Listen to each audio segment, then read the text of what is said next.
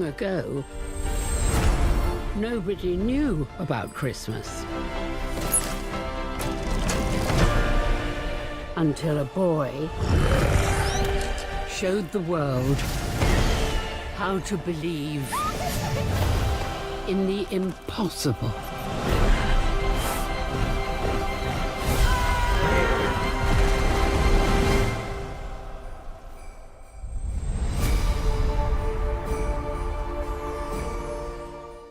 Henry, Gil, good morning. Good day. We're in London, Afternoon, so for us, it's the opposite side of the world. It's dark out. Oh, good evening. So you're in London, huh? And are you We both are. in London? We Yeah. are, yeah. Wonderful. Well, thank you for talking to me today. A Boy Called Christmas. What a wonderful holiday movie. You can tell, you can feel a new holiday tradition. When you see a specific movie with so many Christmas movies coming out from the Hallmark Channel, from the cooking shows. But when I first saw this, I thought to myself, you can just feel something that's going to be a holiday tradition. So congratulations on a wonderful family film to both of you. That's Thank you. wonderful to hear. Thank you so much. We put all of our hearts and souls into this film, and it means a lot to hear you say that. And also, it's so cool to see you repping our film with so much imagery around you. Thank you. Oh, it's my pleasure. It's my pleasure. And Henry, you played Nicholas, who goes on a quest to find the village of Elfham. Your traveling companion is a mouse that has an incredible vocabulary. She does, yeah. That all thanks to me. I'll take credits for that. And Gil, bringing A Boy Called Christmas to the screen, it all began with the best-selling book, didn't it? It did. Yeah, Matt Haig wrote a book that just took me on a total ride of imagination. I read this story, the story of Nicholas, who goes on a quest to find his father in the far north and ends up discovering this mythical village of Elfhelm. When I read this book, it took me right back to being a kid and imagining an entire world opening up in front of me. I could not wait to bring this story to the screen. And Henry, getting the part of Nicholas, what did Gil see in you? Tell me about the process of becoming, Father Christmas. I don't know, you should ask him. But I don't know, I guess did a couple of good-ish tapes and then got lucky. I don't know.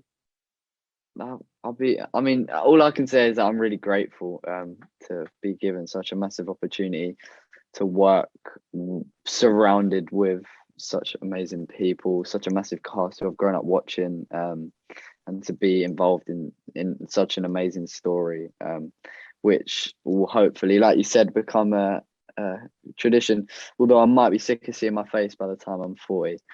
But yeah. And Gil, I love the casting in this movie. I went into this movie cold, so I had no idea. It's a who's who in this movie. The great Maggie Smith. This is like a Christmas version of The Princess Bride. Yeah, I went on a British casting buffet, basically, other than Kristen Wiig, who I'm just a huge fan of from Saturday Night Live. I went and made a wish list of all of my favorite actors over here. And I was really lucky that through the strength of Matt Haig's book and of the screenplay that we wrote, we were able to get all of our first choices. And I am so proud of this cast that is assembled to tell this story. I mean, we could just quickly run down the list. Sally Hawkins, Maggie Smith, Toby Jones, Mikhail Huseman, Henry Lawfull, Kristen Wiig, and on and on. It's just it's an embarrassment of riches. Yeah, you left out my favorite. I love the humor in this movie. So Jim Broadbent as the King of Finland, his delivery, that English humor, it is so funny. And that's something for adults, because little kids are going to get that. Oh, you'll be dead soon, or I just love just some of those great dry pan humor.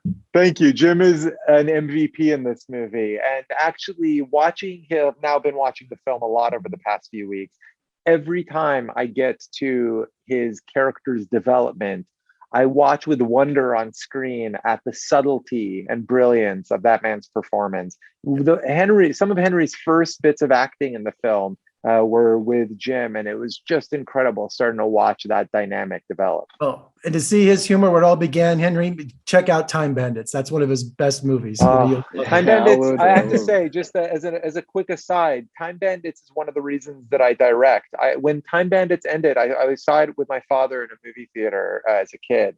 And when the screen credits came up at the end, I remember thinking, somebody made that movie, and one day I want to have that job. So you picked the right movie as a reference. I'm Generation X. I saw it in the theater too, and that movie for me was Close Encounters of the Third Kind when I went. Amazing. What in the world's going on? And Henry, So cool. there's so many special effects in this movie. What kind of tricks did they use for you to talk to the mouse and things like that? Because they have tennis balls, or who was speaking those lines? Nothing too special. Just Gil. He's special. Yeah, he was. I was wearing a giant mouse costume, so it got a little awkward. Yeah, it was Gil dressed as a mouse for me. But yeah, and then because obviously they put in Stephen Merchant's lines after, but I think they missed the trick casting Gil, to be honest. But I won't say my opinion now. Maybe for the sequel, Henry. Too late. Yeah. But yeah, there was obviously loads of crazy VFX, which now that it's all been put together looks amazing. But I didn't really have a massive problem working with them. Obviously, for me, Mika was a range of different things. We had a few puppets. I actually got to meet a few mice, although I would call them rats, to be honest, the size of the thing. Yeah, but, they were very, very, very big mice. Yeah, let's put it huge. that way. Well, you were great working opposite a mouse. You were brilliant. So, and of course, you're 2 years older, so you're becoming a man. So it's awesome. But you have this to capture your childhood, Henry. You have this wonderful film. Yeah. Thank you both for joining me today. It's been a total pleasure. Good luck with the film, and let's talk again soon. Happy holidays. Thanks, Jeff. Would love that. Appreciate it. Merry Christmas.